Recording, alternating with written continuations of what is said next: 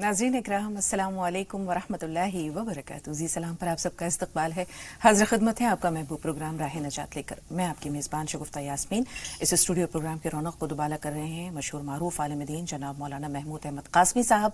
आइए मिलकर इस्तकबाल करते हैं आपके अपने मुअज़्ज़ज़ मेहमान का। पुरतपा खैर मक़दम है मौलाना साहब, खुश आमदीद। शुक्रिया, जज़ाकल्लाह। तो आइए नाज़रीन प्रोग्राम के सिलसिले का आगाज़ करते हैं। बाज़ाब्ता तौर पर अपने मौजू की जानिब आते हैं। हमारा आज का जो मौजू है वो है अशरे ज़िलहिज्जा की फ़जीलत और अहमियत और इसमें किए जाने वाले आमाल और उनका अजर व सवाब। नाज़रीन, जब से ये ज़मीन व आसमान अल्लाह ताला ने बनाए हैं तब से महीने अपनी गिनती के एतबार से 12 हैं और इन 12 महीनों में भी 4 महीने ऐसे हैं जो हुर्मत वाले महीने कहलाते हैं, यानी रजब, ज़िलक़ाद, ज़िलहिज और मुहर्रम। तो हम देखते हैं कि ज़िलहिज को ख़ास अहमियत और फजीलत इस एतबार से भी है कि इस पर हज बैतुल्लाह किया जाता है और इसी एतबार से इसे ज़िलहिज कहा जाता है या ज़ुल्हिज्जा कहा जाता है, यानी हज वाला महीना। तो रसूल पाक सल्लल्लाहु अलैहि वसल्लम ने एक मौके पर फरमाया कि अल्लाह ताला के नज़दीक साल के तमाम दिनों में कोई भी दिन इतनी अहमियत, इतनी फजीलत वाला या इतना महबूब और पसंदीदा नहीं है जितना ज़िलहिज्जा के ये पहले 10 दिन। सहाबा ने सवाल किया कि या रसूल अल्लाह, क्या जिहाद फी सबीलिल्लाह भी नहीं? रसूल पाक सल्लल्लाहु अलैहि वसल्लम ने फरमाया, जिहाद फी सबीलिल्लाह भी नहीं, हाँ मगर वो शख्स जो अपना जान और माल लेकर अल्लाह के रास्ते में जाए और फिर कुछ बचा कर ना लाए, यानी वो अल्लाह की राह में शहीद हो जाए। तो हम देखते हैं कि ये जो 10 दिन हैं रसूल पाक सल्लल्लाहु अलैहि वसल्लम इनमें भी कुछ ख़ास आमाल किया करते थे जिनका अजर व सवाब भी है। तो जब हम माशाल्लाह ज़िलहिज के महीने में दाखिल होने वाले हैं तो क्यों ना हम उन आमाल के बारे में मौलाना साहब से जान लें जो अजर व सवाब के एतबार से एक बेबहा ख़जाना है। सबसे पहले तो मौलाना साहब से यही सवाल करेंगे कि मौलाना साहब, जब हम चाँद देखते हैं, हर महीने चाँद दिखता है, लेकिन दुआ का एहतमाम बहुत कम लोग करते हैं। रमज़ान के महीने के चाँद का इंतज़ार भी होता है और यकीनी तौर पर दुआ का एहतमाम भी होता है। फिर इसी तरह शव्वाल का चाँद भी बड़ी पाबंदी के साथ देखा जाता है, इसी तरह ज़िलहिज का चाँद भी देखा जाता है। तो ये जो दुआ के लिए रसूल पाक सल्लल्लाहु अलैहि वसल्लम ने नसीहत भी की है, इसका एहतमाम सिर्फ ख़ास तक़रीबात से ही क्यों है? क्या हम साल के 12 महीनों में हर महीने जब ये चाँद नज़र आता है दुआ नहीं कर सकते? अस्सलामु अलैकुम व रहमतुल्लाहि व बरकातुहू। अल्हम्दुलिल्लाहि वहदहु वस्सलातु वस्सलामु अला मन ला नबिय्य बअदह। फ़क़द क़ाल तआला फ़ी कलामिहिल बलीग़ अऊज़ु बिल्लाहि मिनश शैतानिर रजीम बिस्मिल्लाहिर रहमानिर रहीम वल फ़ज्रि व लयालिन अश्र वश्शफ़अि वल वत्र वल्लैलि इज़ा यसर हल फ़ी ज़ालिका क़समुन लिज़ी हिज्र। जहाँ तक मसला है चाँद का और रुएते हिलाल का, तो सबसे बड़ी कमी हम लोगों के अंदर ये है कि चूँकि चाँद देखने का एहतमाम ही नहीं है और हम लोग ज़्यादा तौर पर जो भरोसा करते हैं और जिस तक़वीम और कैलेंडर का सहारा लेते हैं वो अंग्रेज़ी कैलेंडर है। क़मरी कैलेंडर के करीब हम लोग नहीं जाते। यहाँ तक कि अगर लोगों से पूछा जाए कि आज अरबी की तारीख़ क्या है तो शायद बात किसी को मालूम हो। ये लापरवाही है और ये गफलत है अरबी तक़वीम और अरबी कैलेंडर से। तो चाहिए कि जिस तरह से हम अंग्रेज़ी कैलेंडर को याद रखते हैं ऐसे ही अरबी कैलेंडर को भी याद रखें। चाँद कब निकलता है, जब ये मालूम होगा कि चाँद आज निकल रहा है और उसके देखने का एहतमाम करेंगे तो ज़ाहिर से बात फिर दुआ का भी एहतमाम होगा। और जो दुआएं मसनून व माथूर हैं चाँद के देखने के वक्त में जो पढ़ी जाती हैं, अल्लाहुम्मा अहिल्लहु अलैना बिल अमनि वल ईमान वस्सलामति इस्लाम, और इसके अलावा और भी इसमें इजाफ़े के शक्ल में कुछ अल्फाज और भी मरक़ूम हैं। तो इसको पढ़ना चाहिए। नबी अलैहिस्सलातु वस्सलाम से साबित है, सहाबे किराम से, ताबईन और तबे ताबईन से साबित है कि जब नया चाँद देखा जाए तो ये दुआ पढ़ी जाए। और इसमें ख़ास तौर से इस तरह की तरग़ीब दी गई है और तलक़ीन की गई है लोगों को। और इसमें इशारा भी किया गया है कि अल्लाह ये चाँद जो निकल रहा है ये हमारे लिए अमन का ज़रिया भी हो और हमारे ईमान के लिए और ईमान की सलामती के लिए ये ज़रिया भी हो, और ये ہمارے جان کے لیے، مال کے لیے اور دنیا کے تحفظ کے لیے بھی ایک ذریعہ بنے، اسلام کے رفعت اور سربلندی کے لیے بھی جس میں دعا ملتی ہے۔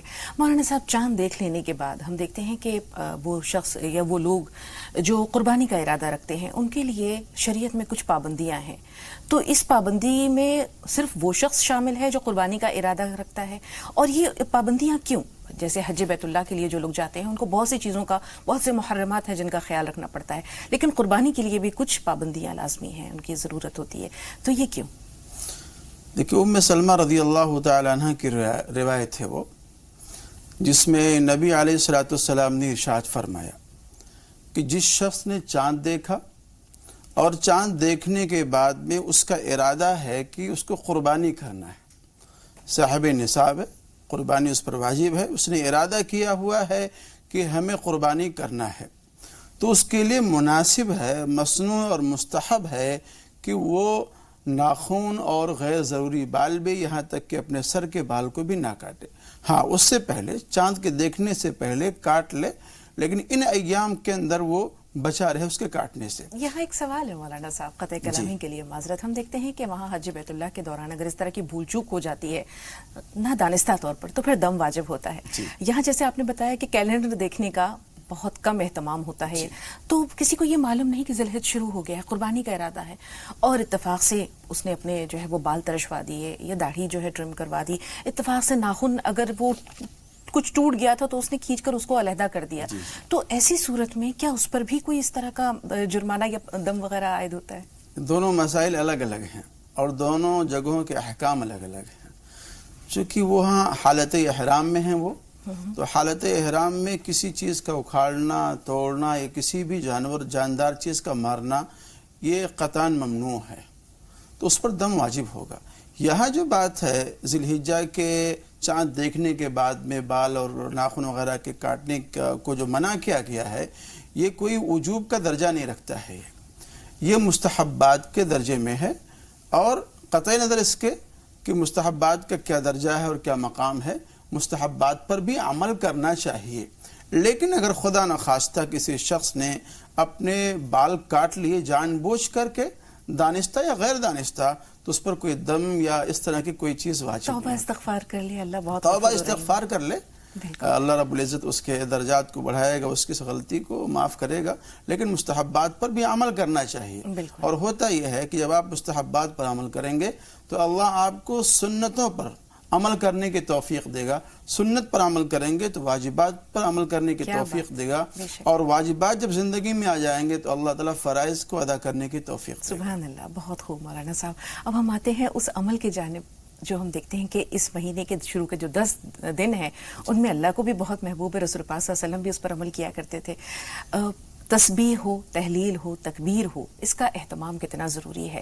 حضرت عبداللہ بن عمر اور حضرت ابو ہریرہ یہ دونوں رضی اللہ تعالیٰ عنہما بازاروں میں نکل جایا کرتے تھے اور زور زور سے تکبیر پڑھتے تھے۔ مقصد یہ نہیں تھا کہ وہ اپنی تکبیر کو لوگوں تک اس طرح سے پہنچانا چاہتے تھے یا خرید و فروخت کے دوران وہ تکبیر پڑھتے تھے، لوگوں کو راغب کرنا ہوتا تھا۔ تو خود پڑھنے والے کا کتنا اجر ہے، اور جو اس جانب لوگوں کو راغب کروائے، متوجہ کرائے، اس کے لیے کیا اجر ہے؟ تکبیر کے الفاظ کیا ہیں؟ دیکھیے، ابھی آپ نے ایک روایت پیش کی تھی، وہ بخاری شریف کی روایت ہے، حضرت عبداللہ ابن عباس رضی اللہ تعالیٰ عنہ کی روایت ہے، جس میں اللہ کے رسول نے فرمایا ہے کہ ان ایام میں سب سے محبوب ترین عمل جو بندہ اللہ کے لیے کرتا ہے، وہ محبوب ترین عمل اور اعمال صالحہ دیگر ایام کے اعمال صالحہ سے بڑھے ہوئے ہیں۔ صحابہ کرام نے سوال کیا تھا کہ اللہ کے رسول، جہاد تو بہت بڑا عمل ہے، یہاں تک کہ جہاد کی جو فضیلت ہے اسلام کے اندر وہ سر اور چوٹی کا مقام رکھتا ہے، تو صحابہ کرام نے سوال کر لیا کہ اللہ کے رسول کیا اس سے بھی بڑا ہوا ہے؟ آپ نے فرمایا ہاں، اس سے بھی بڑا ہوا ہے، لیکن یہ ہے کہ اگر کوئی شخص اپنا جان اور مال لے کر کے جائے اور اس کو واپس لے کر کے نہ آئے، اس سے ایک بات یہ معلوم ہوتی ہے کہ ان ایام کے اندر عبادت کرنا بہت ہی خاص فضیلت رکھتا ہے اور بڑا اہم اور بڑا درجہ و مقام رکھتا ہے اللہ کے رسول کے یہاں۔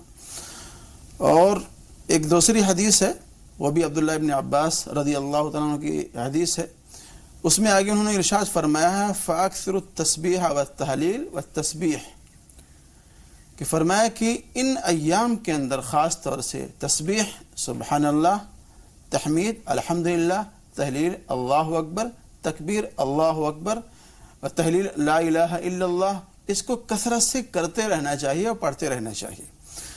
نبی علیہ الصلوۃ والسلام نے ارشاد فرمایا صحابہ کرام سے کہ کیا میں تمہیں کوئی ایسا عمل نہ بتلا دوں جس عمل کے کرنے کی وجہ سے تم کو احد پہاڑ سے بھی زیادہ ثواب مل جائے؟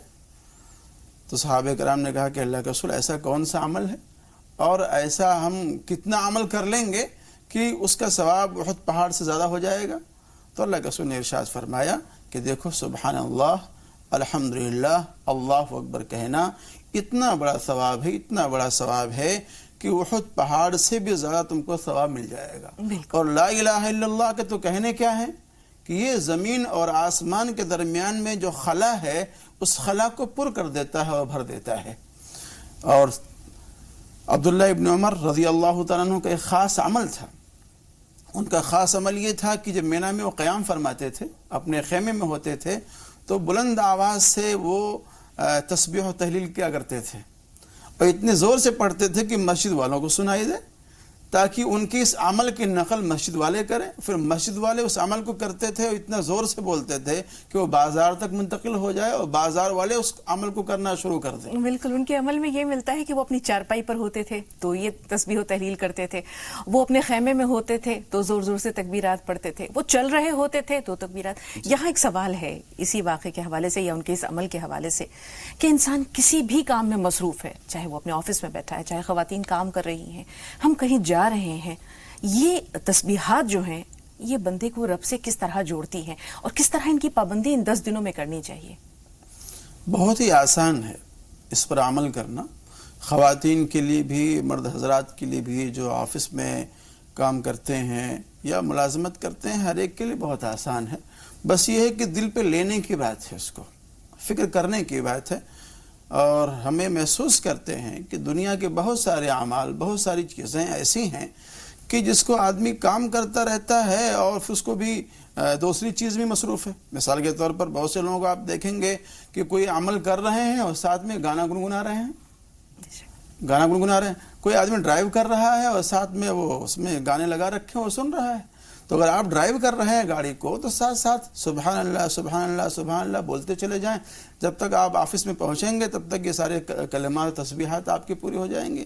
خواتین حضرات ہیں، گھروں میں کام کرتی ہیں، ان کی اپنی مشغولیات ہیں، کھانا پکانا، بہت ساری چیزیں ہیں، وہ اپنا گھر میں کام بھی کرتی رہیں اور کام کرنے کے ساتھ ساتھ اس عمل کو دہراتی رہیں۔ بالکل، بنیادی بات دل کا رجوع ہے۔ جی جی جی، بس بات یہ ہے کہ صرف دل میں لینے کی بات ہے، فکر کرنے کی بات ہے۔ ایک سوال ہے، جیسے ابھی آپ نے سورہ فجر کی وہ آیات تلاوت کی، ہم دیکھتے ہیں کہ رمضان کی جو آخری 10 راتیں ہیں ان میں عبادت کا اہتمام بہت زیادہ ہوتا ہے، تو پھر ذی الحج کے جو یہ 10 دن ہیں ان میں ہم کیوں دور رہتے ہیں یا ہم ان سے غفلت یا پہلو تہی کیوں برتتے ہیں؟ ان کے بارے میں جو ہے وہ بار بار ملتا ہے، فضیلت کے بارے میں، یا عشرہ ذی الحجہ کی آپ نے فضیلت بیان کی، تو یہ دن اپنی فضیلت کے اعتبار سے زیادہ اہم ہے اور وہ راتیں اپنی فضیلت کے اعتبار سے زیادہ اہم ہیں؟ دیکھیے، یہ جو 10 ذی الحجہ کی جو ایام ہیں اور راتیں ہیں، دونوں کی فضیلتیں ہیں۔ یہی جاننا چاہ رہے تھے کیونکہ والفجر ولیال عشر کی بات آ رہی ہے۔ دونوں کی فضیلتیں ہیں۔ جی، دن کی فضیلت یہ ہے کہ اگر کوئی شخص دن میں روزہ رکھتا ہے تو ایک روزہ رکھنے کا ثواب اس کو اتنا ملے گا جیسے کہ اس نے 1 سال روزہ رکھا ہو۔ اگر کوئی شخص ایک رات میں اللہ کی بندگی کرتا ہے، شب بیداری کرتا ہے، تو گویا کہ اس نے 1 شب قدر میں شب بیداری کی ہے۔ تو گویا کہ اگر آپ 9 راتیں شب بیداری کر لیتے ہیں تو یہاں پر آپ کو 9 شب قدر مل جاتی ہیں۔ ایسے ہی آپ 9 دن روزہ رکھ لیتے ہیں تو آپ گویا کہ 9 سال مسلسل روزہ رکھنے کا آپ کو ثواب مل جائے گا۔ تو دن کی بھی فضیلتیں ہیں اور رات کی بھی فضیلتیں ہیں۔ رات میں شب بیداری کی جائے، ذکر و اذکار تلاوت میں اپنے آپ کو لگایا جائے، اور دن میں اللہ کے نام پر روزہ رکھا جائے اور صوم رکھا جائے، یہ اس کی فضیلت ہے۔ روزوں کی جانب آ رہے ہیں، رسول پاک صلی اللہ علیہ وسلم پہلے 9 دنوں کے روزے کا اہتمام کرتے تھے، تو ہمارے ہاں اگر کوئی شخص یہ یا کوئی خاتون یہ روزہ رکھنا چاہیں تو کیا یہ تواتر کے ساتھ رکھنے چاہیے؟ اگر استطاعت نہیں ہے تو پھر کس دن کے روزے کی فضیلت ہے؟ جیسے رسول پاک صلی اللہ علیہ وسلم ہر پیر اور جمعرات کا رکھتے تھے، نہیں ہے اور اگر سکت اتنی نہیں ہے تو صرف عرفہ کا روزہ، اور اگر عرفہ کا روزہ بھی ہے تو کیا وہاں کے دن کی مناسبت سے یعنی سعودی عرب کی مناسبت سے یا ہندوستان کی مناسبت سے؟ دیکھیے، اگر کوئی شخص استطاعت نہیں رکھتا ہے، کمزور ہے، نحیف الناتواں ہے، وہ 9 دن کے روزے نہیں رکھ سکتا ہے، تو کم سے کم یوم عرفہ کا روزہ، 9 ذی الحجہ کا روزہ اس کو رکھ ہی لینا چاہیے۔ 9 ذی الحجہ کے جو روزے کی فضیلت نبی علیہ السلام نے ارشاد فرمائی ہے، اور غالباً ابو قتادہ رضی اللہ تعالیٰ راوی حدیث وہ فرماتے ہیں کہ میرے نبی نے ارشاد فرمایا کہ اگر کوئی شخص 9 ذی الحجہ کو روزہ رکھتا ہے تو میرے خیال سے اس کو اتنا ثواب ملے گا کہ اللہ تعالیٰ اس کے پچھلے 1 سال کے صغیرہ گناہوں کو معاف کر دے گا، اور آئندہ آنے والے 1 سال کے صغیرہ گناہوں کو اللہ رب العزت معاف کر دے گا۔ رہی بات یوم عرفہ کا خیال کرنا اور 9 ذی الحجہ کا خیال کرنا، آپ جس ملک میں رہتے ہیں اور جس ملک کے مطلع کے آپ تابع ہیں وہاں کا آپ اہتمام کریں گے، نہ کہ سعودی عربیہ کے مطلع کا آپ اہتمام کریں گے، اس لیے کہ وہاں کے کیلنڈر ہمارے یہاں کے کیلنڈر سے 1 دن آگے چلتا ہے، تو ہمارے یہاں ملک ہندوستان کے لیے جو 9 ذی الحجہ ہوگا وہاں سے 1 دن کے بعد ہی ہوگا۔ جی مولانا صاحب، ہر چھوٹا عمل اس کو چھوٹا نہیں سمجھنا چاہیے، اگر اس میں نیکی اور اجر کا پہلو ہے ثابت، تو کوئی شخص اگر روزہ رکھنے کی استطاعت بھی اس کی نہیں ہے اور وہ کسی روزے دار کو افطار کرا دیتا ہے تو اس کا اجر و ثواب کیا ہے؟ اگر ان 9 دنوں کی ہم بات کرتے ہیں کہ وہ خود روزہ نہیں رکھ پا رہا ہے لیکن کسی روزے دار کو اپنے ہاں مدعو کر لیتا ہے افطار پر، تو اس کا اجر و ثواب کیا ہے؟ رمضان شریف میں اس طرح کے فضائل بہت سارے بیان کیے گئے اور ناظرین کے دل و دماغ میں باتیں ہوں گی۔ نبی علیہ السلام نے اس کے فضائل بیان فرمائے ہیں، صحابہ کرام کو ترغیب بھی دی ہے اللہ کے رسول نے کہ اگر کوئی شخص کسی روزے دار کو اپنے یہاں افطار کراتا ہے تو اس کو اتنا ثواب ملے گا جتنا ثواب کہ اس کو روزے دار کو مل رہا ہے۔ تو صحابہ کرام نے کوشچن کیا تھا، سوال کیا تھا کہ اللہ کے رسول، ہم میں سے تو ہر آدمی اس بات کی استطاعت نہیں رکھتا ہے کہ کسی روزے دار کو روزہ افطار کرائے، تو اللہ کے رسول نے ارشاد فرمایا کہ بھئی روزہ افطار کرانے کا مطلب یہ نہیں ہے کہ پیٹ بھر کے کھانا کھلایا جائے، بلکہ اس کا مطلب یہ ہے کہ 1 گھونٹ پانی پلا دیا جائے، 1 گھونٹ لسی پلا دیا جائے، چند کھجوریں اس کو کھلا دی جائیں، اللہ رب العزت اس قلیل مقدار پہ بھی اس کو یہ ثواب عطا فرمائے گا۔ بالکل مولانا صاحب، ہم دیکھتے ہیں کہ 9 دنوں کے بعد جو 10واں دن ہوتا ہے وہ ایک عام انسان کے لیے، حج بیت اللہ کے لیے جو حج زائرین گئے ہیں ہم ان کی بات نہیں کریں، ظاہر سی بات ہے ان کا مقام و مرتبہ جدا گانا ہے، لیکن ایک عام انسان، ایک عام مسلمان کے لیے ان تمام اعمال کا جو نقطہ عروج ہے وہ قربانی ہے۔ تو انشاءاللہ موقع ملا تو یہ بھی جانیں گے کہ کس طرح اس کا بھی اہتمام ضروری ہے۔ 2 کالرز ہمارے ساتھ ہیں، لیکن اس سے پہلے کہ اپنے کالر سے بات کریں، اپنے ناظرین سے ایک چھوٹی سی بات شیئر کرنا چاہتے ہیں کہ پروگرام کے اختتام سے پہلے انشاءاللہ آج سے لے کر 10 ذی الحجہ تک یعنی 9 ذی الحجہ تک دعا کا اہتمام ہوگا اس پروگرام کے آخر میں، تو امید ہے کہ انشاءاللہ آپ اس دعا میں، اجتماعی دعا میں ضرور شامل ہوں گے۔ 2 کالرز ہیں، حنیف بھائی اور سالار صاحب۔ حنیف بھائی پہلے آپ سے مخاطب ہے، فرمائیے سوال کیا ہے؟ السلام علیکم۔ وعلیکم السلام۔ وعلیکم السلام ورحمۃ اللہ۔ ہمارا سوال یہ تھا کہ جن کے اوپر قربانی، جو مالک نصاب ہیں جن کے اوپر قربانی فرض ہوتی ہے ان کو، لیکن ان کے علاوہ جیسے ابھی ہمارے بچے جو بالغ ہیں اور مطلب وہ کماتے بھی سب کرتے ہیں، تو کیا ان کے اوپر بھی قربانی فرض ہے، کر سکتے ہیں؟ اور یا جیسے والدہ والد ہیں جن کا انتقال ہو گیا، یا جو بچے چھوٹے جو بالغ نہیں ہیں، ان کے اوپر بھی قربانی کری جا سکتی ہے؟ حنیف بھائی آپ کے سوال میں 2-3 جو ہے وہ پہلو ہیں جن کے پر جاننا چاہ رہے ہیں۔ آپ نے کہا بچے برسر روزگار ہیں، لیکن کیا وہ صاحب نصاب بھی ہیں؟ ان کے پاس 7.5 تولے سونا یا 52 تولے چاندی جو بھی نصاب ہوتا ہے اتنا پیسہ نقد موجود ہے؟ جی جی جی ہے، ٹھیک ہے جی۔ اس کے علاوہ کوئی سوال؟ اس کے علاوہ ہمارا سوال یہ تھا کہ مطلب اگر قربانی کا گوشت جو ہے کیا غیر مسلم کو دیا جا سکتا ہے؟ ٹھیک، تھوڑا سا انتظار۔ دوسرا ہمارا سوال یہ تھا کہ مطلب جو قربانی سے پہلے مطلب گھر سے نماز کے لیے نکلتے ہیں، اس کے پہلے کچھ کھانا یا کچھ جو ہے گا مطلب کھا کے جا سکتے ہیں؟ جیسے عید میں کچھ میٹھا کھا کر کے جاتے ہیں تو اس میں اس سے پہلے کچھ کھا کے جانا افضل ہے یا مطلب ایسے ہی جانا ہے؟ ٹھیک ہے، بہت بہت شکریہ، بہت اچھے سوالات ہیں آپ کے ہنی بھائی. تھوڑا سا انتظار، سالار بھائی آپ سے مخاطب ہے، فرمائیے سوال کیا ہے؟ السلام علیکم. وعلیکم السلام ورحمۃ اللہ وبرکاتہ. جی سالار بھائی. باجی میرے کو یہ پوچھنا ہے کہ جیسے جب قرآن دنیا میں اترا تھا تو کچھ چیزیں اس وقت نہیں تھی، جیسے کہ انٹرنیٹ ہو گیا، ٹی وی ہو گئی، تو اس کے بارے میں تو قرآن کچھ بتاتا نہیں، نیچے کچھ حدیث کے تھرو سے ہمیں معلوم ہوتا ہے، تو کچھ حدیث الگ بتاتی ہے، کچھ تھوڑا سا الگ بتاتی ہے، تو ہم اس عمل کس پہ کریں؟ دوسری بات کہ جیسے ابراہیم علیہ السلام جب دمبے کو ذبح کیا تھا تو وہ ٹائم کی دعا جاننا چاہتا ہوں. اچھی بات ہے، آپ کا یہ سوال بھی بہت اچھا ہے. چھوٹا سا بریک لے رہے ہیں، بہت جلد حاضر ہوں گے.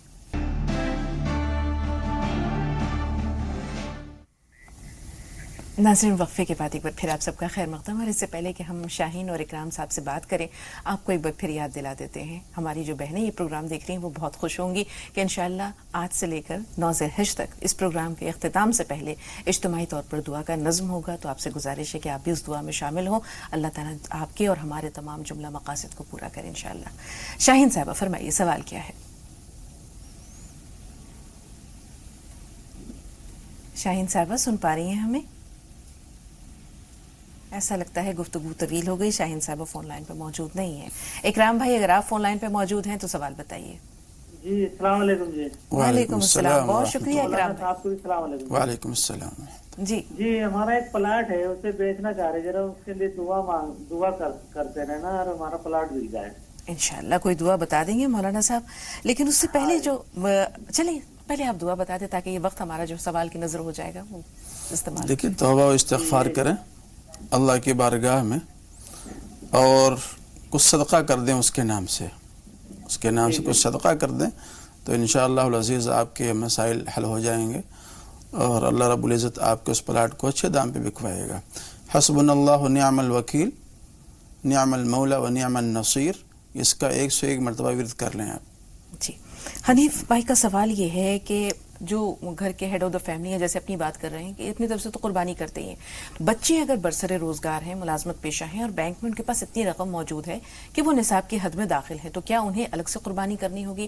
جو چھوٹے بچے ہیں جو بھی کچھ کماتے نہیں ہیں ان کے لیے کیا حکم ہے؟ والدہ اور والد جو دنیا سے جا چکے ہیں ان کے لیے کیا حکم ہے؟ بہت اچھا سوال ہے اور تفصیل طلب بھی ہے یہ. جہاں تک کہ قربانی کا مسئلہ ہے، اس کے وجوب اور فرائض کا مسئلہ ہے، جو نصاب زکوٰۃ کی فرضیت کا ہے وہی قربانی کی وجوب و فرضیت کا بھی ہے، لیکن فرق صرف اس میں یہ ہے کہ وہاں سال کا گزرنا شرط ہوتا ہے اور یہاں سال کا گزرنا شرط نہیں ہے. یہاں اگر آپ اسی شب میں یا اس دن میں آپ اتنے مال کے مالک ہو جاتے ہیں تو آپ پر قربانی واجب ہے. صاحب نصاب ہیں، اپنی طرف سے قربانی کر رہے ہیں، بہت اچھی بات، قربانی کرنا چاہیے. نہیں کریں گے تو نبی علیہ الصلوۃ والسلام نے ارشاد فرمایا ہے کہ جس آدمی پر قربانی فرض اور واجب ہے اور فرضیت کے باوجود قربانی نہیں کرتا ہے تو وہ ہمارے عیدگاہ کے قریب نہ آئے. بہت بڑی سخت بات نبی نے ارشاد فرمائی ہے. ہاں ان کے جو صاحبزادگان ہیں وہ مالک نصاب ہیں تو ان پر بھی قربانی واجب ہے، ان کی طرف سے بھی کرنا ضروری ہے. اور اگر ان کے نابالغ بچے ہیں اور ان کے پاس میں بھی اتنے پیسے ہیں جو نصاب تک پہنچ رہا ہے تو یہ والدین کی ذمہ داری ہے کہ ان نابالغ اولاد کی طرف سے بھی قربانی جیسے کریں. عموماً بچیوں کے لیے سونا لے کر رکھ دیا جاتا ہے یا ایسا ہے کہ بہت سے مخیر والدین ہوتے ہیں اپنے بچوں کو دیتے رہتے ہیں، بچے اس کو جمع کرتے رہتے ہیں. تو اگر ایسا کوئی مسئلہ ہے اور نابالغ بچہ اس کے پاس میں ہے اور اس پر قربانی واجب تو کرنا پڑے گا والدین کو. رہی بات ماں باپ یا اور دیگر حضرات جو مرحوم ہو چکے اس دنیا سے پردہ فرما گئے ہیں، ان کے ایصال ثواب کے لیے بھی قربانی کرتے رہنا چاہیے. جی بہت شکریہ. رحمان بھائی آپ سے مخاطب ہے، فرمائیے سوال کیا ہے؟ ہلو السلام علیکم. وعلیکم السلام. جی رحمان بھائی. جی مجھے جاب نہیں مل رہا ہے اس لیے ایک حال ہوا. رحمان صاحب اپنے سوال کو واضح کیجیے. جی مجھے کام نہیں مل رہا ہے. اچھا ٹھیک ہے، جاب کے لیے یا نوکری کے لیے کوئی دعا چاہیے؟ ٹھیک ہے، تھوڑا سا انتظار. طاہر بھائی آپ بتائیے آپ کا سوال کیا ہے؟ السلام علیکم. وعلیکم السلام ورحمۃ اللہ. جی بچے صبح میں اٹھتے نہیں ہیں، نماز کی پابندی نہیں کرتے ہیں اور جیسے قربانی کرنی ہے ہمیں، اور قربانی قرضہ ہے بہت زیادہ آدمی کے اوپر، تو اس میں کیا وہ ہے قربانی کا؟ ایک چھوٹا سا سوال ہے طاہر بھائی، قرض آپ پر ہے لیکن کیا آپ کے پاس یا آپ کی جو وائف ہیں ان کے پاس نصاب کے برابر سونا یا چاندی یا اتنی مساوی اس کے برابر رقم موجود ہے؟ نہیں وہ بھی نہیں ہے، لیکن کچھ پراپرٹی ہے وہ بھی بکی نہیں ہے ابھی۔ پراپرٹی ہے لیکن بکی نہیں۔ بچوں کے بارے میں جاننا چاہ رہے ہیں کہ آپ کے بچوں کی عمر کیا ہے؟ بالغ ہے، بڑا بچہ 20 سال کا، اس سے چھوٹا 18 سال کا ہے۔ صبح اٹھتے نہیں ہے، بیوی بھی نہیں اٹھتی ہے، نماز نہیں پڑھتی فجر کی۔ اتنی دیر میں خیال آیا طاہر بھائی؟ بہت دیر کر دیا آپ نے۔ جب یہ بچے چھوٹے تھے کاش آپ نے تب یہ توجہ کی ہوتی۔ بہرحال دیر ہے اندھیر نہیں ہے، توبہ کا کوئی وقت مقرر نہیں۔ بچوں کے لیے کوئی دعا بتا دیں کہ اللہ انہیں سیدھے راستے پر لے آئے۔ اس کے لیے تو مناسب ہے ان کے لیے ایک تو ترغیب دیں بچوں کو، اہلیہ کو بھی، جیسے وہ خود اٹھتے ہیں بچوں کو بھی اٹھانے کی کوشش کریں۔ اور ہر گھر میں تو یہ کہتا ہوں کہ روزانہ 10-5 منٹ کے لیے ایک کتاب طے ہو، اس کی تعلیم ہونی چاہیے، صبح یا شام جب بھی ہو، جب بھی سارے بچے موجود ہوں، ہیڈ آف دا فیملی بیٹھ جائے، اس کتاب کو پڑھ کر کے بچوں کو سنائے، بیوی بھی موجود ہو، بچے موجود ہوں، اور خاص طور سے فضائل بیان کیے جائیں۔ یہ ایک معمول ہونا چاہیے ہر گھر کے اندر۔ اس سے یہ ہوگا کہ جب آپ فضائل کو جانیں گے تب اس کام کو کریں گے، جب ہم جانتے ہی نہیں ہیں تو پھر کہاں سے کریں گے؟ تو ایک کام تو یہ کریں، اس کے ساتھ ساتھ جو آپ کر رہے ہیں عمل بچوں کو جگانے کا، بیدار کرنے کا، کریں انشاءاللہ العزیز۔ اللہ کے یہاں دیر ہے، اندھیر نہیں ہے، اللہ توفیق دے گا انہیں۔ بالکل، کئی سوال ہیں مولانا صاحب، اس کے علاوہ 2 کالرز اور ہیں، شاہین اور سائرہ۔ شاہین پہلے آپ سے مخاطب ہیں، فرمائیے سوال کیا ہے؟ شاہین ہمیں سن پا رہی ہیں؟ ہیلو، ہاں فرمائیے۔ جی ہم آپ کو سن پا رہے ہیں۔ جی تو اپنا سوال بھی بتائیے، کیا کہنا چاہ رہی ہیں؟ جی السلام علیکم۔ وعلیکم السلام۔ جی میرا سوال یہ ہے کہ میں نے اپنے بھائی کو کچھ قرض دیا تھا مدد کرنے کے لیے۔ جی پھر میں نے اپنے بھائی کو 12 لاکھ روپے دیے تھے مدد کرنے کے لیے۔ پھر ایک دم سے ایسا ہوا کہ ہمارے گھر پہ ایک دم مصیبت آ چکی، یعنی کہ ہمارے حالات ایسے ہو چکے، ہمارے کہتے تھے ہمارا گھر بکنے کی نوبت آ چکی، وہ بک چکا۔ تو میرے بھائی نے، میری امی نے کہا تھا کہ میں پیسہ تمہارا اپنا گھر بیچ کے تمہیں پیسہ دوں گی۔ کوئی بات نہیں، پھر میری امی اچانک حادثے میں انتقال ہو چکا، ان کا ایکسیڈنٹ ہو چکا تھا۔ پھر میرے بھائی کے دل میں مطلب لوگوں نے، میرے بہنوں نے، بڑے نے اور ان کے ساتھی سب نے ان کے دل میں بےایمانی بہت بری طرح سے ڈال دی کہ بری طرح سے اس کو سب پاگل بنا دیا، تو اس نے میرے پیسے دینے سے انکار کر دیا اور لے کے فرار ہو چکا۔ اب بتائیں میں کیا کر سکتی ہوں اس کام میں، کون سی دعا، کون سا وہ کروں؟ تھوڑا سا انتظار۔ ہم نے مکان لے رکھا ہے، میں نے مکان لے لیا تھا، اس نے کہہ دیا تھا تم بیانہ دے دو باجی میں تمہارا مکان تمہیں دلا دوں گا۔ اب تم بتاؤ، میں بہت پریشان ہوتی تھی، میں اس طرح سے ہوتی تھی، میں کیا کروں کیا نہیں کروں؟ تھوڑا سا انتظار شاہین۔ مکان لینے کی بہت ٹھیک ہے، کاغذ اور قلم کو اپنے پاس رکھیے گا، انشاءاللہ مولانا صاحب ضرور کوئی دعا بتائیں گے، کوئی راستہ تو ضرور ہوگا انشاءاللہ۔ سائرہ آپ بتائیے آپ کا سوال کیا ہے؟ السلام علیکم ورحمۃ اللہ وبرکاتہ۔ اللہ تعالیٰ آپ سب کو جزائے خیر دے، اتنا اچھا پروگرام آپ لوگ چلاتے ہیں۔ وعلیکم السلام ورحمۃ اللہ وبرکاتہ۔ اللہ خیر کو یہ معاملہ آپ کے ساتھ بھی کرے، کیونکہ آپ بھی اسے دیکھتے ہیں، برابر کے شریک ہیں۔ فرمائیے سوال کیا ہے؟ میرے 3 سوال ہیں۔ میرا سوال تو یہ جو ابھی مولانا صاحب نے تسبیحات بتائی ہیں، سبحان اللہ، الحمدللہ، اللہ اکبر اور 13 کلمہ، تو اس کو جو ہے سبحان اللہ 100 بار سے پڑھیں، الحمدللہ الحمدللہ پہ 100 بار سے، یا پھر ایک سبحان اللہ الحمدللہ اللہ اکبر سبحان اللہ الحمدللہ اللہ اکبر؟ ٹھیک ہے، دوسرا سوال۔ جی دوسرا سوال یہ ہے، جیسے آدمی کے لیے اللہ تعالیٰ نے بتایا کہ جیسے مسافہ کرتے ہیں تو ان کے گناہ مسافہ کرتی معاف ہو جاتے ہیں، تو عورتوں کے لیے ایسے کیا چیزیں جس سے وہ ان کے بھی گناہ معاف کر دے اللہ تعالیٰ؟ تیسرا سوال میرا یہ ہے کہ جیسے کسی کا انسان کا انتقال ہو جاتا ہے اور پھر وہ یہ کہتا ہے اللہ نے تو میرے ساتھ بہت برا کیا، تو ایسے کہنا صحیح نہیں ہے نا؟ میں نے ان کو سمجھایا کہ ایسے نہیں کہنا چاہیے، اللہ پہ صبر کرنا چاہیے، اللہ پہ بھروسہ رکھنا چاہیے، ان کے لیے قربانی کرو، ان کو ثواب پہنچے گا۔ تو میں نے صحیح کیا کہ غلط کیا؟ ٹھیک ہے، چھوٹا سا بریک، بہت جلد حاصل۔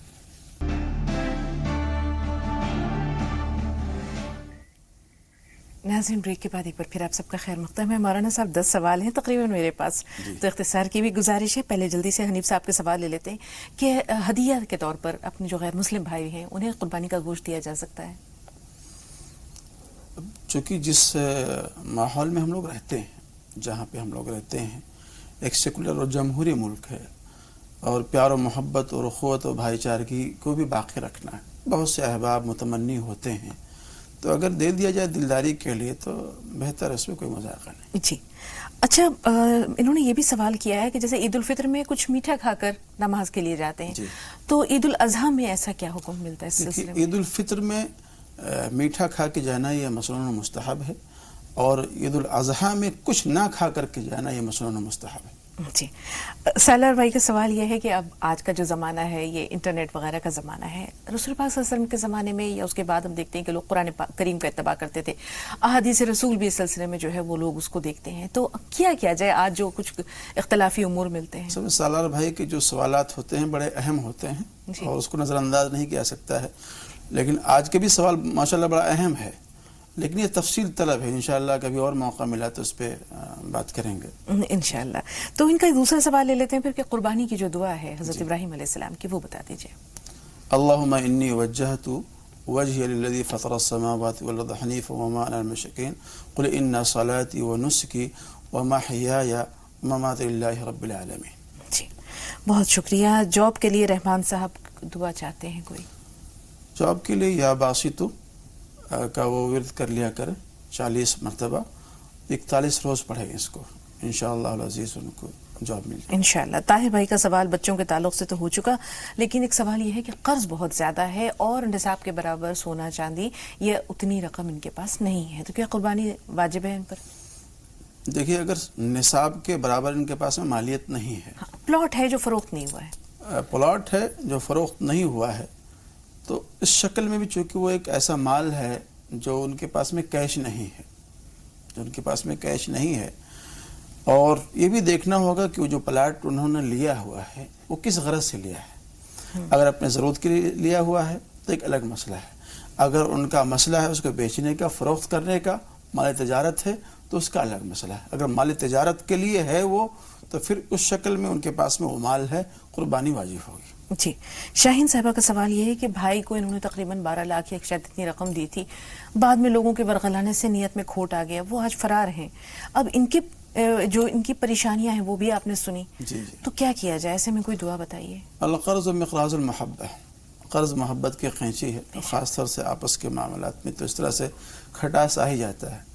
محترمہ سے میری درخواست یہ ہے کہ لا الہ الا انت سبحانک انی کنت من الظالمین، یہ روزانہ کم سے کم 100 مرتبہ اس کو پڑھ لیں، روزانہ 100 مرتبہ اس آیت کریمہ کو پڑھیں، لا الہ الا انت سبحانک انی کنت من الظالمین. اور قرض کے لیے خاص طور سے جو دعا منقول ہے اللہ کے رسول سے، اللہم انی اعوذ بک من المأثم والمغرم. اور اس کے علاوہ ایک دعا اور بھی ہے کہ اگر احد پہاڑ کے برابر بھی قرضہ ہے تو اللہ اپنے فضل و کرم سے اس کو ادا کر دے گا. ہر فرض نماز کے بعد 3 مرتبہ پڑھیں، اللہم اکفنی بحلالک عن حرامک واغننی بفضلک عمن سواک. اس کا اہتمام کریں. بہت شکریہ مولانا صاحب. 2 کالرز ہیں. شہناز پہلے آپ سے مخاطب ہیں، آصف بھائی آپ سے بھی بات کریں گے. بتائیے شہناز صاحب آپ کا سوال کیا ہے؟ السلام علیکم. وعلیکم السلام.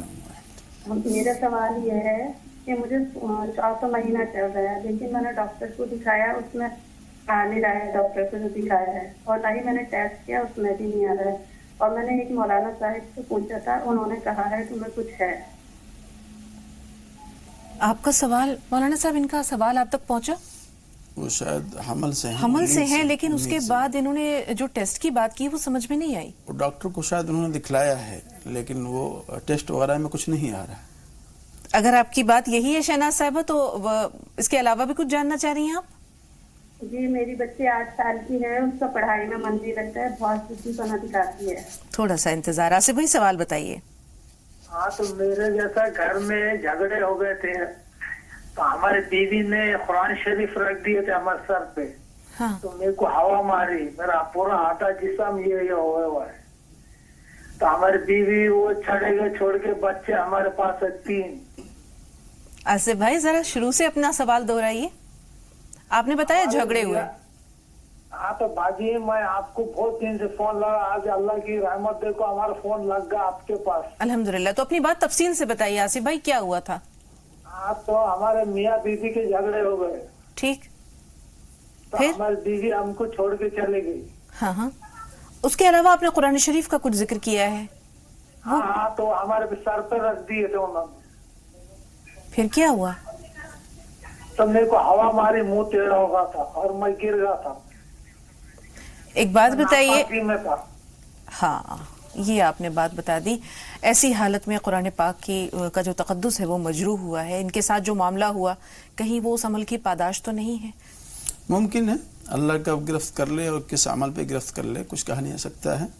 और अल्लाह की पकड़ से तो हर एक को डरना चाहिए, बचना चाहिए। रही बात नापाकी में कुरान शरीफ का छूना, उसका पकड़ना, ये तो बिल्कुल दुरुस्त ही नहीं है। लेकिन उनकी अहलिया ने उनके सिर पर कुरान पाक कर हाँ, वो गलती उनकी है, गलती उनकी है, उनके अहलिया की है। फिर ये गिरफ्त में कैसे आ गए मौलाना साहब? अल्लाह ताला तो बेइंसाफ अल्लाह के निज़ाम है। हो सकता है कि वो बीमारी हो, जो उनकी अहलिया उनको छोड़ के चली गई हैं, हो सकता है ब्लड प्रेशर वगैरह की वजह से उनको ये पैरालाइज का असर हो, मुमकिन है। कोई दुआ बता दीजिए जिससे अल्लाह इन्हें सेहत दे। उसके लिए आप अवलन तो इस्तग़फ़ार करें अल्लाह रब्बुल इज़्ज़त की बारगाह में, जो गलती हुई है और गुनाह हुई है, और उसके लिए या सलामो या सलामो या सलामो रोज़ाना 101 बार पढ़ते रहें, इंशाअल्लाह शिफा याबी मिलेगी। शहनाज साहिबा का सवाल है कि वो हालत हमल से हैं, लेकिन जैसे अल्ट्रासाउंड वगैरह या इस तरह के जो टेस्ट होते हैं उसमें अगर कोई चीज़ नहीं ज़ाहिर हो रही तो क्या मामला है? देखिए, अल्ट्रासाउंड वगैरह एक ज़रिया है, एक आला है उस चीज़ को ज़ाहिर करने का, बतलाने का, हमल वगैरह को। और उन्होंने ये भी कहा है कि भाई मैं किसी आलिम को दिखाया था तो आलिम ने कह दिया कि हाँ आप हमल से हैं, उम्मीद से हैं। तो एक गैर नामुनासिब बात है भाई, उन आलिम साहब के पास में तो कोई ऐसा आला या ज़रिया है नहीं कि जिसके ज़रिए से पता लगाया जा सके। और ख़ुद वो अपने बारे में, चूँकि वो एक बच्चे की माँ है, महसूस कर सकती है, एक औरत खुद ये इस चीज़ को महसूस कर सकती है कि मुझे क्या चीज़ें हैं और क्या चीज़ें नहीं हैं। बिल्कुल। और चूंकि ये पीरियड भी ऐसा है कि कुछ अलामात भी जाहिर होने और हरकत भी जो है वो पता चलने लगती है। बहरहाल 8 साल की बच्ची का पढ़ाई में दिल नहीं लगता, इसके बारे में कुछ बता दें मौलाना साहब, कोई दुआ बता दीजिए। उस बच्ची के लिए या मुक़ीतो 7 मरतबा पानी में दम करें और दम करके उसको रोज़ाना पिलाएं, इंशाअल्लाह बच्चा फरमाबरदार भी होगा और पढ़ाई में उसका दिल भी लगेगा। इफ़त और शहनाज साहब थोड़ा सा इंतजार। इफ़त सवाल बताइए। वालेकुम अस्सलाम। बाकी हमको ये जानना है कि अगर कुर्बानी करनी है तो शौहर और बीवी दोनों का अलग अलग हिस्सा होता है या शौहर और बीवी का एक ही हिस्सा होता है? दोनों साहिब निसाब हैं, दोनों के पास मालियत है इतनी? जैसे हमारे वालिद साहब हैं वो तो बूढ़े हो चुके हैं, उनकी पेंशन आती है, और अम्मी का तो मतलब वही पूरा करते हैं, तो वो क्या भी ठीक है। अम्मी की जो किफालत है वो आपके वालिद करते हैं, उनके पास अपना सोना चांदी इस तरह की कोई यह रकम मौजूद नहीं है? हाँ सोना है, लेकिन अब इतना सब नहीं बचा है, लेकिन फिर भी थोड़ा बहुत है, उसकी भी ठीक ज़कात वगैरह हमारे वालिद साहब ही देते हैं। ठीक है मौलाना साहब, ये मसला आप ज़हन में रखिएगा। शहनाज आप बताइए, आपका सवाल क्या है? अस्सलाम वालेकुम। वालेकुम अस्सलाम। मैं ये पूछना चाह रही थी, ये 9 रोजे के बारे में जो मालूम किया है, इसके बारे में मैं पता लगाना चाह रही कि ये किस तारीख से रखना है। अभी भी मुझे पता चला 9 ये रोजे जो बकरीद के 9 रोजे रखना है, तो ये किस दिन से शुरू हो जाएंगे? बहुत अच्छा सवाल है। अल्लाह का शुक्र है कि ये प्रोग्राम अगर इस लायक है कि कोई एक अहम बात लोगों तक पहुंच जाती है तो ये बहुत बड़ा अजर सवाब का काम है। सदका जारिया है, सदका जारिया है। जैसे कि आज चाँद की उम्मीद है, आज चाँद हो सकता है, तो अगर चाँद आज हो गया है तो कल से, यानी कल सुबह से इंशाल्लाह रोज़ा शुरू हो जाएगा। तो कल परसों नरसों इस तरह से इसकी तरतीब बनेगी 9 तारीख तक। और चूँकि ईद उल अज़हा के दिन रोज़ा रखना ये ममनू है, ये हराम है, गलत है, तो उस दिन तो नहीं, लेकिन ये 9 दिन तो रखेंगे जी। एक अहम सवाल जो है वो सायरा के भी हैं, 3 सवाल है बल्कि, कि वो तस्बीहात की तादाद जानना चाह रही थी जो आपने बताया। तस्बीहात की तादाद जो बतलाई गई है वो 100 मरतबा अल्हम्दुलिल्लाह, 100 मरतबा सुबहानल्लाह, 100 मरतबा अल्लाहु अकबर और 100 मरतबा ला इलाहा इल्लल्लाह। इसको उसमें वही तरतीब रखें जिस तरह से तस्बीह फातिमा में तरतीब रखी जाती है। ख़वातीन के लिए जो मुसाफे का सवाल है, मर्द जो है उन्होंने बताया मुसाफा करते हैं तो उनके गुनाह जो है छट जाते हैं, औरतों के लिए क्या है?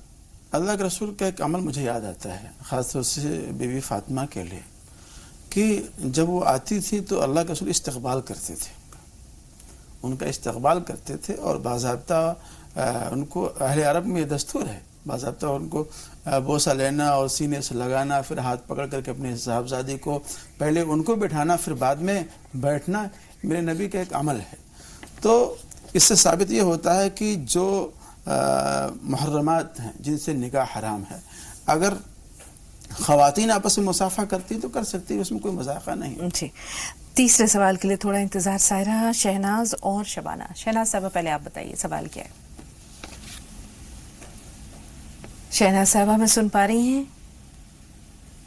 ہیلو جی فرمائیے. میں نسیم خان بول رہی تھی. کوئی بات نہیں، آپ سوال بتائیے کیا سوال ہے، آپ کا بھی استقبال ہے.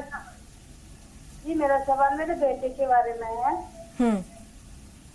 اس نے کورٹ میرج کیا ہے. ہیلو، بات جاری رکھیے. اس نے کورٹ میرج کیا ہے اور وہ میرے پاس میں بھی نہیں رہتا ہے لڑکا میرا. ہاں، کورٹ میرج کی نوبت کیوں آئی بہن، یہ بتائیے کورٹ میرج کی نوبت کیوں آئی؟ نہیں، وہ لڑکی مسلم نہیں ہے. انہوں نے 72 مطلب کورٹ میرج کر دیا. جی. اور اس کے باپ نے میری بیٹے کو 1.5 مہینے میں چھوٹی بیٹی کے نام سے کیس درج کر کے اس کو جیل میں بھی بھیج دیا تھا. 2 سال ہو گئے کو. تو جب ان کی ابھی وہ میرے پاس میں آنا جانا یا اس سے ملنا جلنا میرے پاس میں نہیں رہا. تو وہ مطلب میرے بیٹے سے کیا حالت ہے کیا نہیں وہ بھی مجھے معلوم نہیں. رہتا ادھر میرے نزدیک میں، لیکن مجھے اس کا گھر وغیرہ کچھ بھی نہیں معلوم ہے. تو یہ میرا بیٹا اس کے ساتھ میں رہ رہا ہے. وہ پہلے مسلمان کا وہ مطلب اس نے بولی پوجا کیا تھا نا، تب اس نے بولی میں تیرے ہی مذہب میں رہوں گی. آپ ہی وہ اپنے مذہب میں رہ رہی ہے اور اپنے ماں باپ کے مطلب نزدیک میں رہ رہی ہے. پھر آپ ابھی چاہتی کیا ہیں جب وہ آپ کے پاس نہیں ہے، آپ کو اپنی خبر اور اپنی اطلاع نہیں دے رہا ہے؟ آپ کیا چاہتی ہیں؟ حالات ہم نے سب سن لیے، آپ کا مقصد کیا ہے، کیا جاننا چاہ رہی ہیں؟ کوئی دعا چاہیے؟ میرے بچے کے بارے میں کہ یہ کیا ہو گیا، اللہ تعالیٰ اس کو کیسے معاف کرے گا. ظاہر سی بات ہے، ماں ہے اور ماں تڑپتی ہے. تھوڑا سا انتظار. شبانہ صاحبہ بتائیے سوال کیا ہے. السلام علیکم. وعلیکم السلام. میں یہ سوال ابھی آپ نے بولا نا چاند دکھے گا تو کل سے روزے چالو ہو جائیں گے، تو کیا اس کے 10 دن کے روزے رکھنے پڑتے ہیں؟ اور ایک سوال یہ ہے جیسے قربانی کرتے تو مطلب دارو پینے والے بکرا کھاتے تو اس کو کھا لیتے بکرا، ایسا ہو جاتے قربانی. کوئی لوگ بولتا نا مطلب قربانی کا گوشت دارو پینے والے نہیں کھانا چاہیے، ایسے قربانی نہیں ہوتی. ٹھیک، صحیح ہے یہ غلط ہے؟ ٹھیک، چھوٹا سا بریک، بہت جلد حاضر ہوئے.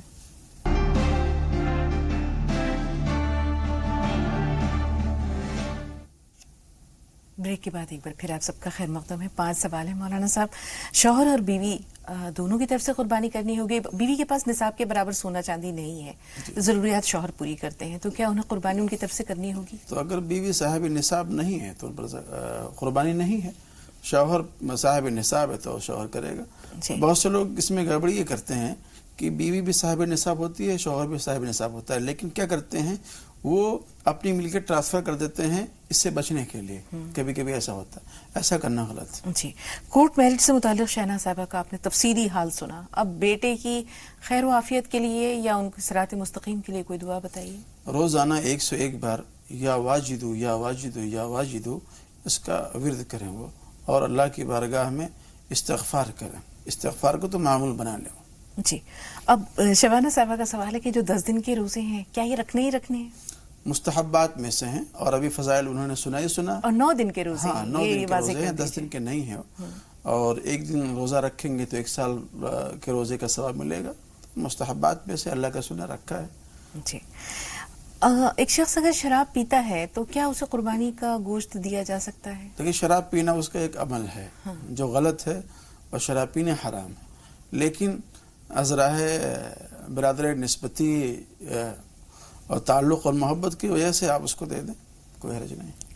کسی کا انتقال ہو جاتا ہے تو اسے صبر کی جو تاکید کی جاتی ہے اس کی کیا فضیلت ہے، اور کس طرح سے جو ہے اس کی تاکید کی جائے، تلقین کی جائے؟ سب سے بہتر تو یہ ہے کہ انا للہ و انا الیہ راجعون پڑھا جائے.